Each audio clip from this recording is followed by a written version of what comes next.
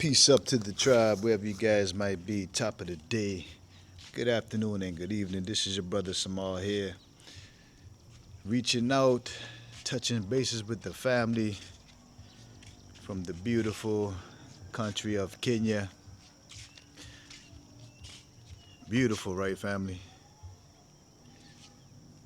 Absolutely. Wouldn't have it no other way. Jano.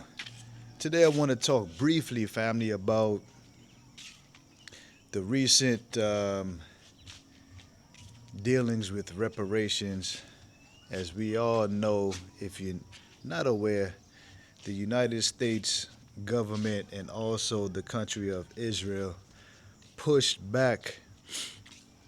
There's an ongoing talk for decades whether those families, those countries that was affected by the mid-Atlantic slave trade, right? Are we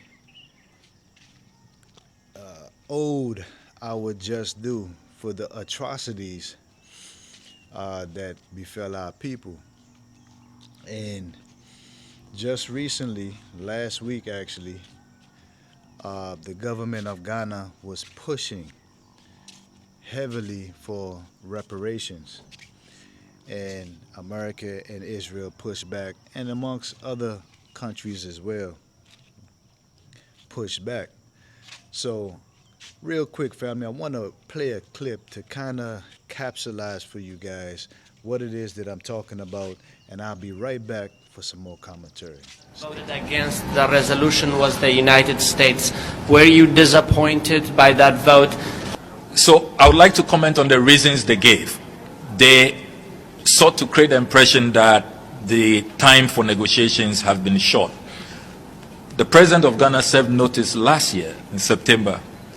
Immediately thereafter, we put together a broad-based coalition, including experts, academics, researchers, historians from all regions of the world. And we commenced negotiations. We allocated 3 hours, twice the time, and had multiple rounds of negotiations. So there are some that to us, it is clear that even if we gave them 50 years, they would say that the time is not enough. Secondly, the claim they have made that we are seeking to create a hierarchy of crimes. We have stated clearly that it is not about hierarchy. We are only speaking to a historical fact. Never in the history of mankind have we had such a systemic crime. We took over 3 centuries, more than 300 years, with its consequences still lingering unto this day, manifesting in racism, in structural inequality. What is fundamental, which nobody can deny, is that more than 12.5 million people were forcibly removed from the continent.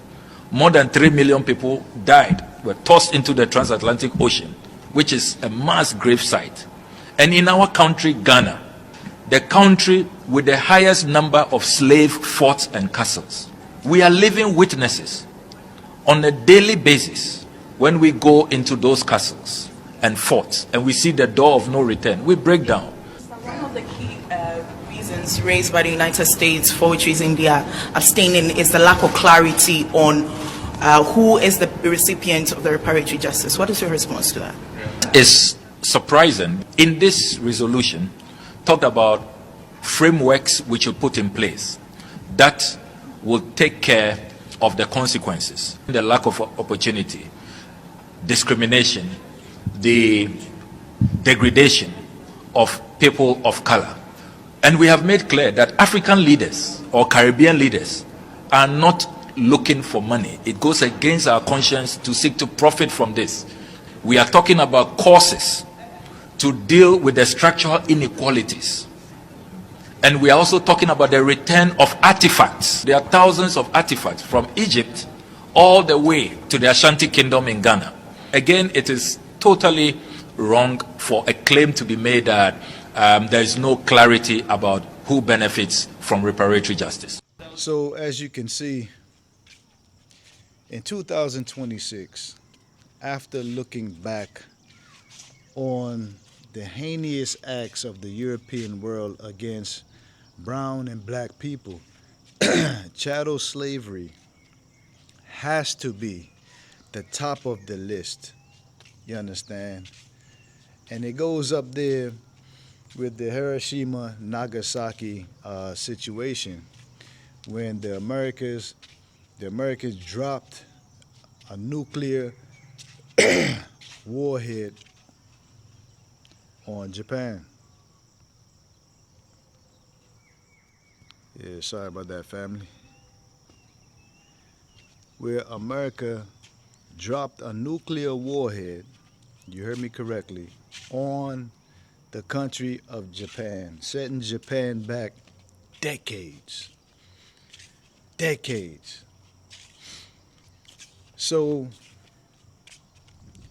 I often wonder, because to be human, family, to be human, to be a human being, there's a level of empathy, there's a level of, if you do something or you wrong someone, there's a level of compassion at the end of the day that you feel sorry, you know what I mean? You gotta apologize, you gotta make amends, you got to make things right. And for America and Israel to push back, it makes you wonder, is there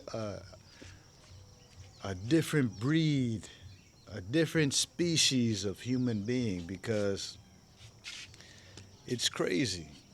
It's crazy that the world over knows that one, the mid-Atlantic slave trade happened. We have dungeons all up and down Senegal, all up and down Ghana. I've been to them personally. And this went on for centuries. So it's, if you have some form of empathy for what your ancestors or your forefathers have done, there should be a level. And money, this is not a money thing. It's not a money thing. It's an acknowledgement of what you and your forefathers have done. And let's make it right going forward together. But to sit up here and say, well, we haven't gathered enough information to say that this was the greatest atrocity that ever took place in human history, like, that's disingenuous. It's disingenuous. It's crazy. So it's just a constant reminder for our people that if you ever wonder why black folks are leaving out of America in droves, family, this is the reason. Inequality, violence, no fairness in America, racism. So we are looking for better lives, better situations, better playing field, to be able to thrive, to be able to simply raise a family in peace.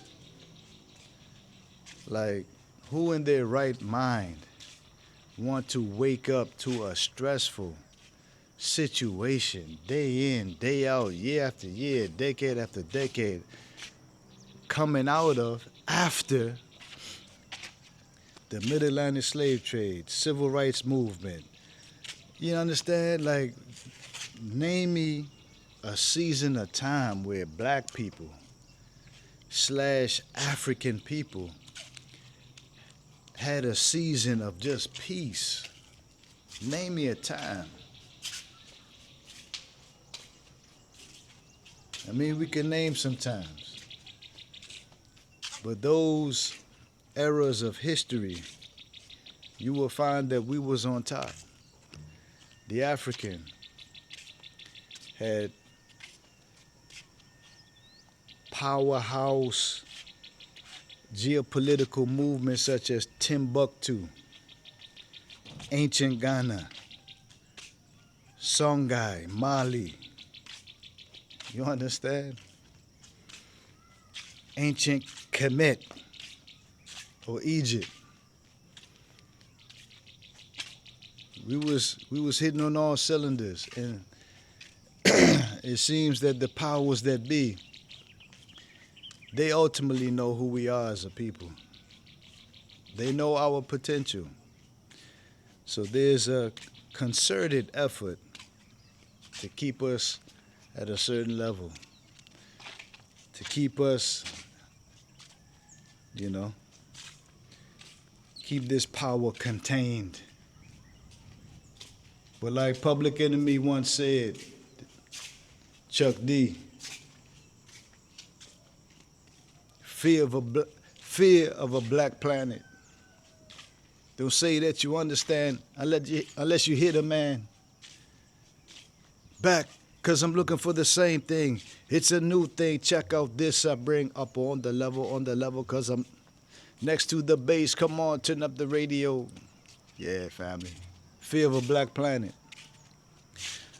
So I'm not going to hold you guys. I'm up here on the rooftop just sharing a few vibes with the family. What do you guys think about African people, black people's reparations? What is on your heart and minds as pertaining to Israel and America pushing back?